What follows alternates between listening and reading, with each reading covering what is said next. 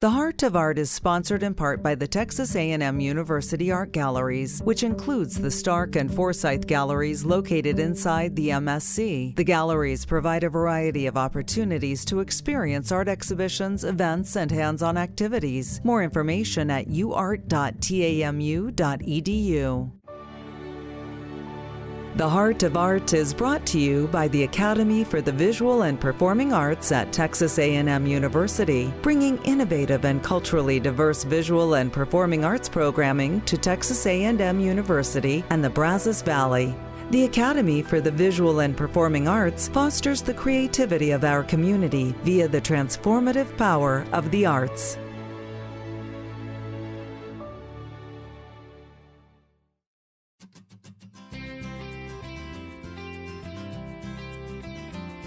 The Heart of Art, scoping the Brazos Valley for the best artists and bringing them to your radio.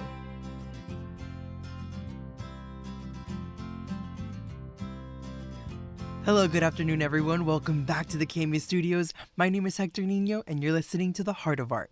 Today in the studio, we have a very special show planned for you. We have a bit of a theme going on, actually. We have two guests who were very scientific professionals, but have now completely dove into their passion for the arts. Our first guest is Dr. Mark Sadoski, who is a retired professor and was also Director of Educational Research at Texas A&M Health Science Center College of Medicine, and who has now turned into a landscape photographer.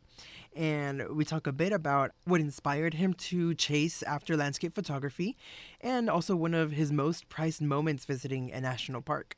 So stay tuned for that. And our second guest will be Coleen Bradfield, who was actually a chemistry teacher turned into a painter. And we talk about her influence and her love for Florida, her state, and how she uses chemistry in her paintings, not only through the imagery, but also through the mixing of different paints. So stay tuned for that. And now for our announcements, we have the theater company will be presenting Who's Holiday. And this is a wildly funny and heartfelt comedy that is unfortunately only for adults. But this will be a one-woman show, a super fun and funny show, and will be presented by Adrian Dobson, who is actually the artistic director there at the theater company. So it's going to be a great time. And if you have time, there's a showing tonight, December 17th at 7 p.m. or tomorrow, Sunday, December 18th at 7 p.m. All right, and for our second art announcement, I have my email is theheartofart@tamu.edu if you know of any artists or any art events going around town that you would like to see featured on the show. So please email theheartofart@tamu.edu. All right, let's begin my interview with Dr. Mark Sadoski.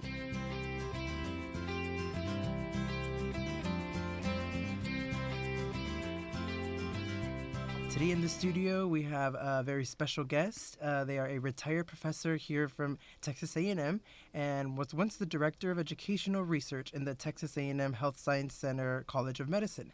But now they are a photographer, and they like to capture immense earthly structures, and they're amazing. And his name is Dr. Mark Sadoski. So, hi, Mark. How are you today? Hi, Hector. I'm fine. Thank you for having me. Of course. Thank you so much for stopping by. I heard you were also a winner recently, first place in the semi-professional division in the Visual Arts Society, so congratulations for that. Thank you.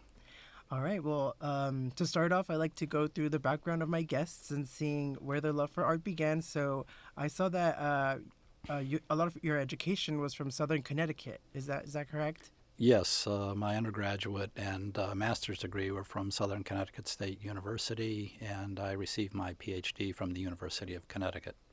Awesome. And was this where your interest in photography started, in Connecticut? Yeah, actually, my interest in art in general started quite young. When I was young, 7, 8, 9 years old, I exhibited some talent for freehand drawing. Oh, really? Yeah, I drew a lot. And my parents, who really could not well afford it, got me private art lessons a couple of days a week. And I learned a lot about drawing and painting there. I had 4 years of art in high school. And then when I went to college, I did not major or minor in art, but I took enough art courses so that I had the equivalent of a minor in art. including courses in design, painting, ceramics, and so on. So my formal background in the arts is pretty broad. I picked up photography in college. It gained a lot of popularity at the time, and that was film days and black and white film, and had experiences of my own, my little dark room that I had in my apartment, and got involved in photography that way. Later, I switched over to color slides, and because there was a local club that had color slide competitions, and I actually won some awards there and did pretty well in color slide competition.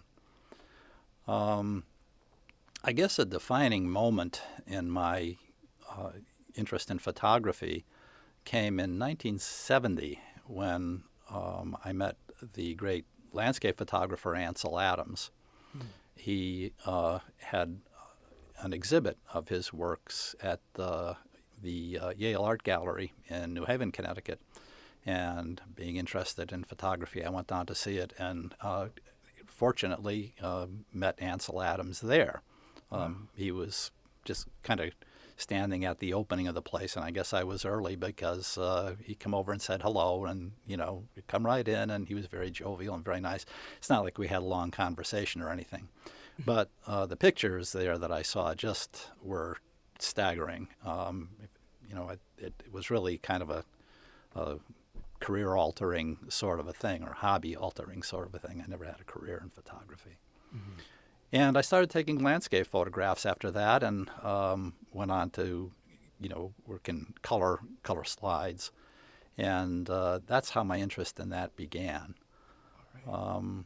Later on, career and family and all that, my hobbies got kind of put on the back shelf. Right. And it was later on when digital photography took over from film that I got back into it. And my interest in landscape photography persisted, and I've been doing landscape photography as a hobby, kind of an advanced amateur, I guess I'd call myself, ever since. Wow, awesome. So as the technology changes, then you're kind of growing with the technology as well, right?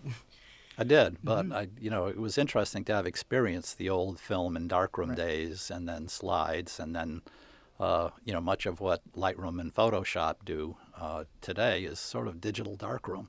Right. And that's actually a good way to describe it. Mm. Yeah, I love that your parents also were supportive in your art endeavors, because that's something that I was not lucky enough to have. But I love hearing that you had that support from your family.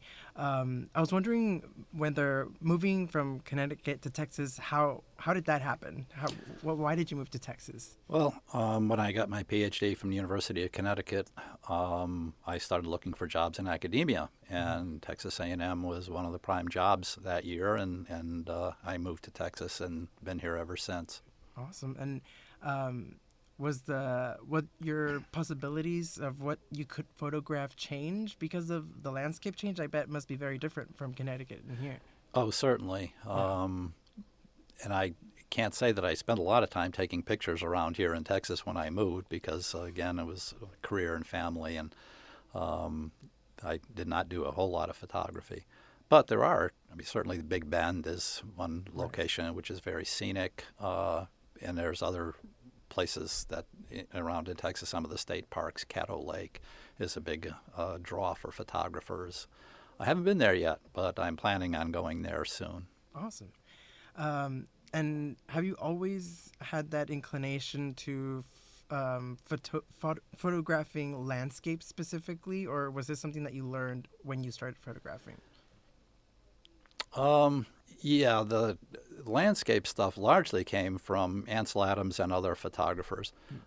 Perhaps I had an early influence on that because in my home when I was growing up, we had, as an awful lot of homes had, National Geographic magazine. Oh, yeah. And there's always plenty of landscapes and travel photography in there. And interestingly enough, we had a subscription to Arizona Highways. Someone in the family had been out to visit a relative in Arizona and was impressed with it and subscribed. So I was looking at these wonderful pictures of the West and Arizona highways, and my father actually had done some amateur photography. I think we had Popular Photography magazine in the house for a while. So I grew up looking at a lot of, National Geographic type photos, Arizona highways type photos, almost all of which was landscape and nature stuff. So that's probably where it came from. Mm-hmm. Right.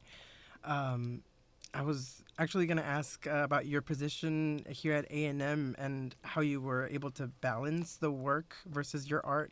Were you able to? Did you have to put photography aside completely until you found the time, or how did that work?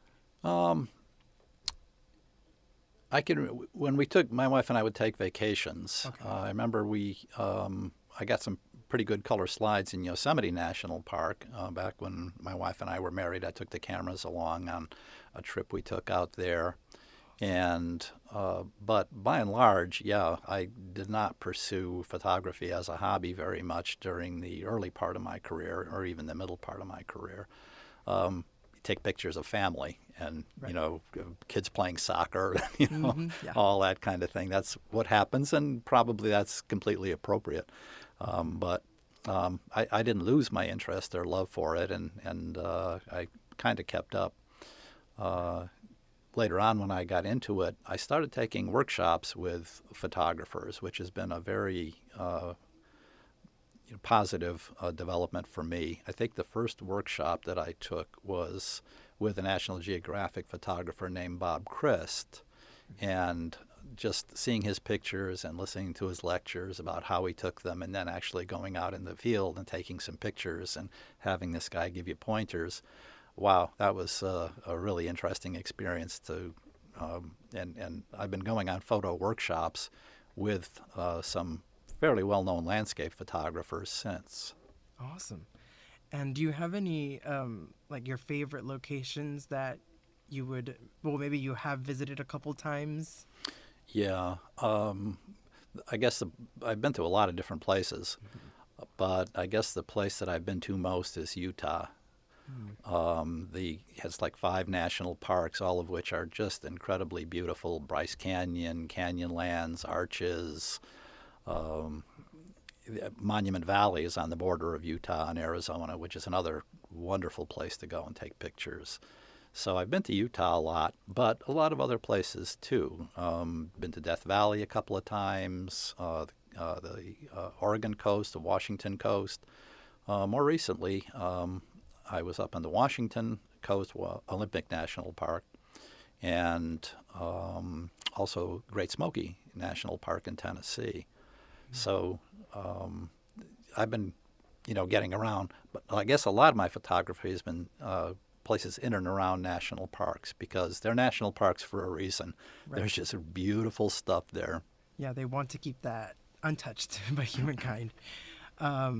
What camera do you prefer to use? Because I know it doesn't matter what camera you use, but I wanted to ask if you had a certain preference and if you use drones, because some of the images appear to be from very high places and they capture the full immense wholeness of the place. So, yeah, what do you use to photograph?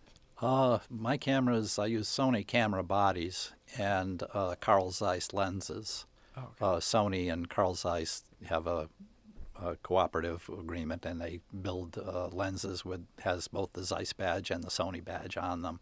Awesome. And they're terrific lenses. And Sony, because that's what I started with. Mm-hmm. You find that with a lot of photographers. You get used to the software and their equipment, and you stay with them. But they're fine cameras, as are a lot of other cameras. I mean, there's half a dozen, 10 different really good camera companies that have really good lenses, and you just kind of pick one that has the most advantages for you, or in a lot of cases, the one you started with is the one you stick with. Right. You just got to work with different lenses. And do you use a drone? Is that a thing or no? No, I haven't. Okay. I haven't gotten into drone photography yet. Not sure that I will. If a lot of my pictures were taken from high places, because I climbed up there. Okay, yeah, then it was very high placed. Wow. I would have been a little scared there myself. Do you still travel for photography now? I do. You do? I Okay. do. Last year, I had photo workshops in Great Smoky Mountains National Park and also in Olympic National Park. And so that was through last year. This year, I'm going back to Death Valley in December. Great. And I'm actually already planning, haven't got anything firm yet, but my photo workshops for 2023. Awesome. And I was wondering what your artistic process was like exactly, or how do you see something that you think might look good on camera, and how does that whole process work? You do. One of the things about landscape photography is you get to go to beautiful places and often at beautiful times. And one of the things that the workshop provides is guides to take you to these places and get you there when the light is good, which typically is dusk and dawn. That's when landscape photographers are out the most. Right. And the golden hour. Yeah, once you get there, then your eye for composition takes over. And a lot of my background training in art and painting, and I certainly looked at a lot of pictures over the years and still do. That kind of takes over. The formal training helps, but just kind of knowing the kind of pictures that other photographers get helps a lot as well. That's kind of intuitive. So a lot of my compositions are intuitive. I can't say that I plan a whole lot. You go to places and you start to look around and say, whoa, that caught my eye, and that would make a really good picture. And a lot of times you're there before sunrise, so you wait and see if the light develops and what you get for clouds in the sky and that kind of thing. And Hector, it's just beautiful to be there. Yeah. Some of these places. Sometimes it's uncomfortable, sometimes it's cold, and some days it's even wet. But just to be out in nature in these beautiful places is quite a thing. Taking the pictures is almost gravy. Right, that's the easy part. I was actually wanting to ask you if you had any interesting stories about these places you've been to, whether it be close encounters that you've had with some fauna, or maybe some people that you've met along the way. Well, I have been on the workshops with a lot of very interesting people, and they're not exactly household names, but some of these people are very accomplished photographers themselves, and sometimes they have very interesting stories. I don't know that I have a very interesting tale to tell. A couple of the pictures that I've gotten were from places where people don't go very often. One of my favorite pictures is from a place called False Kiva. And what the False Kiva is a place in Canyonlands National Park, which is in an alcove in the side of a cliff. Somewhere in ancient times, a ring of stones about 8 feet wide was built there. Now imagine this alcove or a little cave in the side of a cliff. It's about as big as a 2-car garage with this ring of stones in the middle of it. And if you stand in the back and look across that ring of stones, you get the most staggering panorama out there across Canyonlands National Park with all these mesas and, the canyons down below. Wow. But it's a little difficult to get there. You don't want to go there alone, A, because you get lost, and B, because you have to climb up the side of a cliff. Right. I was wondering how you get there. I'm making it sound worse than it was, but you actually do have to climb hand over hand. Wow. So usually you go there with a couple of people, and you take off your gear and somebody climbs up, and then you hand up your gear, and then you climb up and get inside the alcove and just hope you get good sky, good light, and that kind of thing. And that's one place that I went, which was a little bit risky, and few people go there and photograph that. I've had a couple of experiences like that, which I guess are highlights. Mm-hmm. Well, good thing you've come out alive and people can enjoy your work. Well, yeah, I wouldn't take really big risks, but again, going there with people who know how to get to these places and know the appropriate, the proper safety precautions, that helps a lot. Right. Experienced individuals are always a good thing to have. Well, thank you so much for stopping by, and thank you for your work. Well, thank you for having me again, and I have loved every minute of it. All right, you guys, we will be going on a quick break, but do not go anywhere. We will be right back.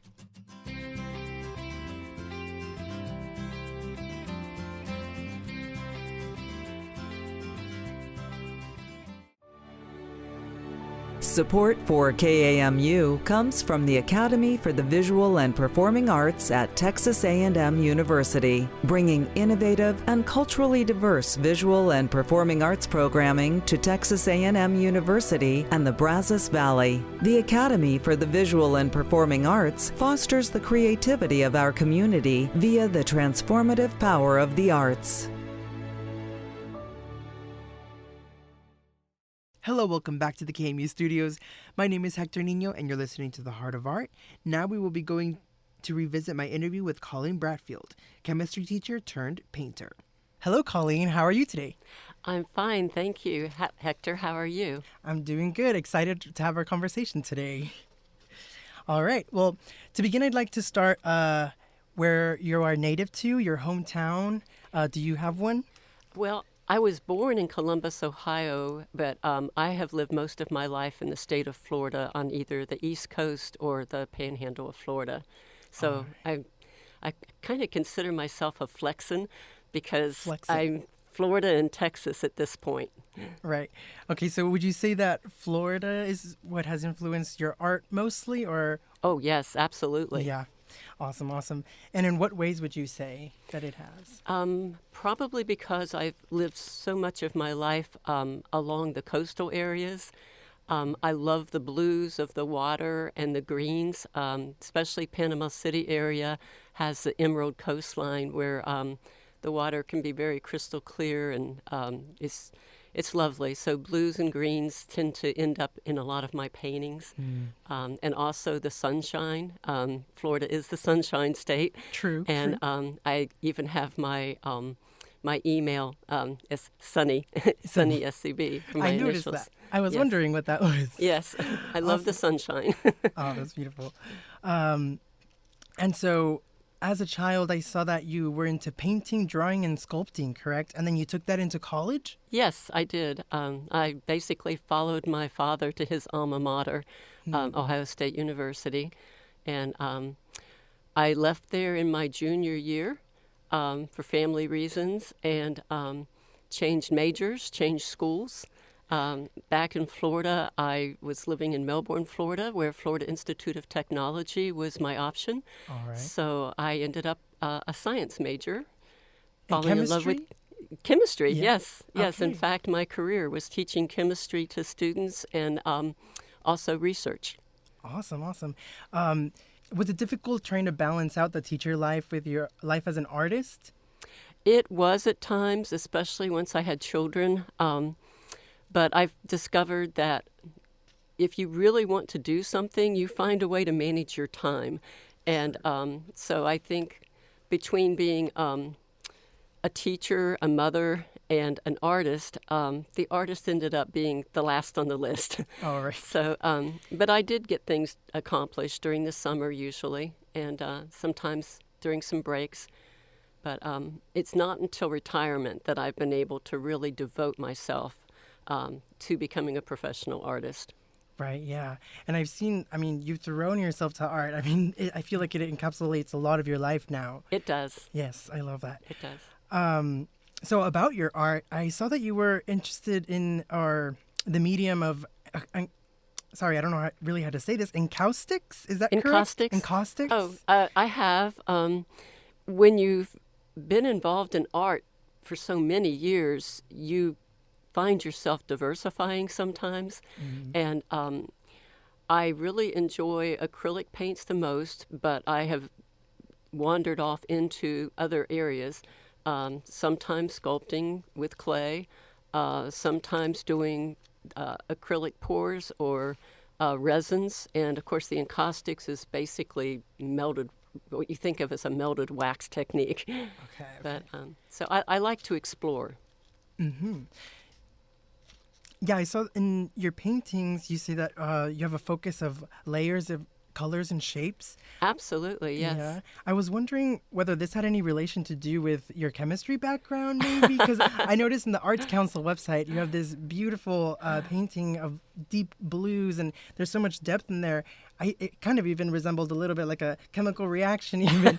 So I was just wondering whether chemistry had anything to do with your art. It actually does.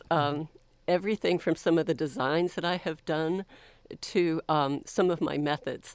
I even use pipetters at times to pipette and put different layers on and add different types of just interesting, everything from texture to varying the appearance. Yeah, that's very innovative. It's fun. Yeah.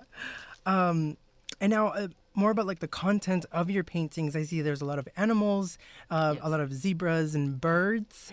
Yes. Maybe even like safari animals. I've seen elephants and rhinos. So why do you gravitate towards animals? I've always had a love of the African animals, and I was fortunate that some of my past students have spent a good deal of time over in Africa, in particular with the Peace Corps, and I've been pleasured to have some of them send me wonderful photographs to use for inspiration. Along with just appreciating and having concern for what I would consider to be species of special concern or threatened or even endangered that you see so much of in the animal world right now. I also have a love of watching the shorebirds, and I think that that's another Florida influence because, you know, so much time on the beaches, you watch the birds. Definitely. And, So would you say there's like an overarching theme of conservationism within your work? yes, I think so. A recent exhibit that I was in was actually called Art from the Soul, and I think that that is really a big factor for me as an artist, is to be able to not only share the joy of the painting and sculpting, but also to be able to have it reflect some of my my inner feelings and thoughts. Mm-hmm, right. So would you say you love the process of creating? Oh, yes. Yeah. Yes. I enjoy the process of creating even more than I do the product. Really? Yes. Oh, that's interesting. Yes. I mean, I'm always happy when a painting or a sculpture turns out the way I like it or maybe other people like it. But it's the act and the process of the creation that to me is so fulfilling and so very therapeutic. Yeah, yeah. I wanted to speak a little bit more about that process of creating and what it does to you personally. What is the process that you take with your art? Well, I'm considered a very intuitive artist. A lot of artists will say, well, and especially people who are new to art, they're like, oh, I don't know how to get started. That's very seldom an issue for me because of the way that I approach a canvas. It doesn't matter what I put on at the beginning. I just pick a color that happens to appeal to me, and I start putting on layers of color. And as I add those layers of color, sometimes there are images that appear. And if it's an image that I like, it pleases me, sometimes I leave it there. And sometimes I get so busy just mixing different colors that whatever was there, I don't know where it went. Completely changes, becomes something different. It can. And then, but if I find something that I really see, an image that starts to appear, I mean, I have paintings that when I look at them, I realize, oh, there's an elephant. Oh. and then if I see something like that, then I continue. And sometimes I'll then go and look for a resource.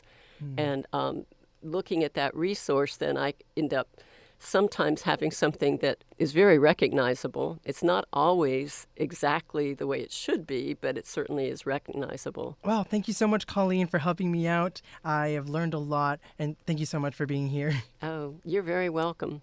And I would encourage any artists that are interested in the Arts Council to come and become a member because it'll give them a chance to exhibit as well. All right, you guys, that is the end of our show. A big thank you to Dr. Mark Sadoski and Coleen Bradfield for being a part of this project.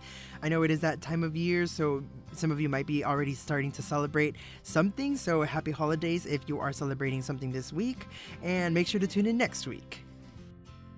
I'm Hector Nino, and you've been listening to The Heart of Art, a production of 90.9 KAMU FM. You can find all of our shows anytime at kamu.tamu.edu.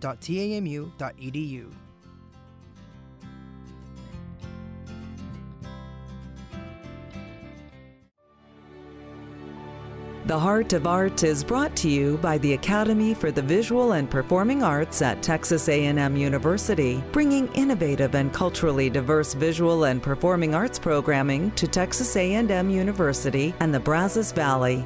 The Academy for the Visual and Performing Arts fosters the creativity of our community via the transformative power of the arts.